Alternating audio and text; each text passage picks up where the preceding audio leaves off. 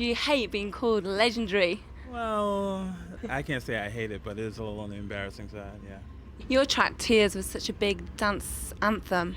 Did you ever expect it would become so big when you were making it? Not at all. I don't think in those terms when it comes to the music that I make or the music I produce or write. I just try to make the most beautiful music I can possibly believe in, and then if other people like it too, then great. What about when you're not DJing? Do you actually go out and visit clubs yourself? I try to at least once. If I'm ever home long enough, I try to get out and see what the other half is doing, or when I'm out on the road, like just being in Ibiza and everything with everyone that was there. I had to make the rounds because it's not often that all of my compadres are all in the same spot, so I have to make the rounds. A lot of people would say that dance culture originated in New York, which is where you're from. There's not that much happening there at the moment. Why is that?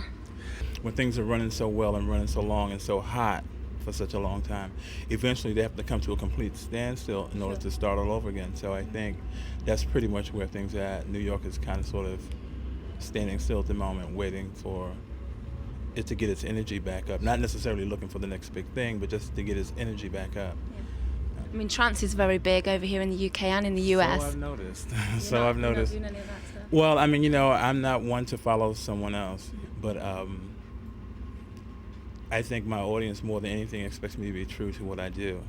I think if they come to me and they hear me playing something that's a little what they like to call out of character, they tend to have a problem with it. So.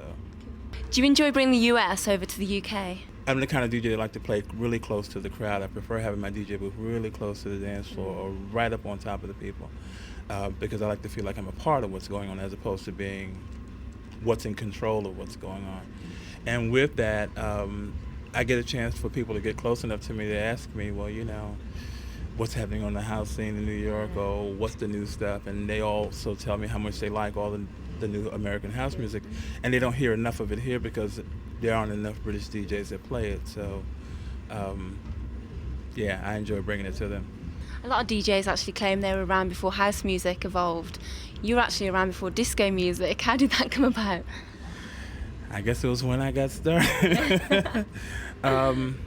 I started playing when I was 17, and there was no such thing. I mean, there were lots of discotheques, but there was no such thing as disco music or anything like that. So I watched it kind of come and go. And you're still here. And I'm still here.